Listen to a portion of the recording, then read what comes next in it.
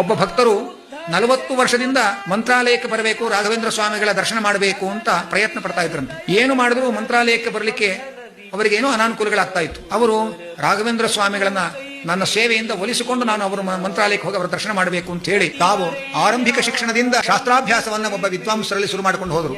ಸುಮಾರು ವರ್ಷಗಳ ತನಕ ಶಾಸ್ತ್ರಾಭ್ಯಾಸವನ್ನು ಮಾಡಿ ರಾಘವೇಂದ್ರ ಗುರುಗಳ ಗ್ರಂಥಗಳನ್ನ ಅಭ್ಯಾಸ ಮಾಡಿ ಭಕ್ತಿಯಿಂದ ಪ್ರತಿನಿತ್ಯ ಒಂದೇ ಪ್ರಾರ್ಥನೆ, ಗುರುಗಳೇ ನಿಮ್ಮ ಸನ್ನಿಧಾನಕ್ಕೆ ಕರೆಸಿಕೊಳ್ಳಿ, ನಿಮ್ಮ ದರ್ಶನ ಕೊಡ್ರಿ ಅಂತ ಇಷ್ಟೇ ಪ್ರಾರ್ಥನೆ ಇಟ್ಟುಕೊಂಡು ನಿರಂತರವಾದ ಶಾಸ್ತ್ರಾಭ್ಯಾಸವನ್ನ ಅದನ್ನೇ ಸೇವೆಯನ್ನಾಗಿ ರಾಘವೇಂದ್ರ ಸ್ವಾಮಿಗಳಿಗೆ ಸಮರ್ಪಣೆ ಮಾಡುತ್ತಾ ಜೀವನವನ್ನು ಸಾರ್ಥಕ ಮಾಡಿಕೊಳ್ತಾ ಇದ್ರು. ಒಂದು ದಿವಸ ಸ್ವಪ್ನ ಬಂದು ಇದ್ದಕ್ಕಿದ್ದಂತೆ ಇವತ್ತೇ ಮಂತ್ರಾಲಯಕ್ಕೆ ಹೊರಡು ಹಾಗೆ ಅಂತ ಸೂಚನೆ ಕೊಟ್ಟ ಹಾಗಾಯ್ತಂತೆ. ಕೂಡಲೇ ಹಣಕಾಸುಗಳನ್ನು ಒದಗಿಸಿಕೊಂಡು ಅಂದೇ ರಾತ್ರಿ ಹೊರಟು ಮಂತ್ರಾಲಯಕ್ಕೆ ಬಂದಿದ್ದಾರೆ. ತಮಗೆ ಸೂಚನೆ ಕೊಟ್ಟು ತಮ್ಮ ಸನ್ನಿಧಾನಕ್ಕೆ ಕರೆಸಿಕೊಂಡ 40 ವರ್ಷದ ಸಾಧನೆಯ ಫಲವಾಗಿ ಮಂತ್ರಾಲಯದಲ್ಲಿ ರಾಘವೇಂದ್ರ ಸ್ವಾಮಿಗಳ ದರ್ಶನ ಭಾಗ್ಯವನ್ನು ಪಡೆದ ಭಕ್ತರು ಆ ಬೃಂದಾವನಕ್ಕೆ ಪ್ರದಕ್ಷಿಣೆ ಬಂದು ಭಕ್ತಿ ಪರವಶರಾಗಿ ಕಣ್ಣು ಮುಚ್ಚಿ ಆನಂದ ಬಾಷ್ಪವನ್ನು ಸುರಿಸ್ತಾ ಕೈ ಮುಗಿದು ರಾಘವೇಂದ್ರ ಗುರುಗಳ ಮುಂದೆ ನಿಂತು ಪ್ರಾರ್ಥನೆ ಮಾಡಿ ಸ್ತೋತ್ರ ಮಾಡ್ತಾ ಇದ್ದಾಗ ಒಂದು ಕ್ಷಣ ಅವರಿಗೆ ಮೈ ರೋಮಾಂಚನವಾಗಿ ಆಯಿತು.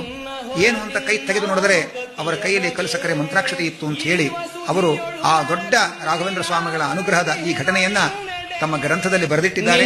ಹೊರತಿನ್ನಾರು ಗತಿಯನಗೆ ಈ ವಸುಧಿಯೊಳು ನರ ಕುನ್ನಿನ ಬಂದಿಹೆನೋ ನಿನ್ನೆಡೆಗೆ ಗುರು ರಾಘ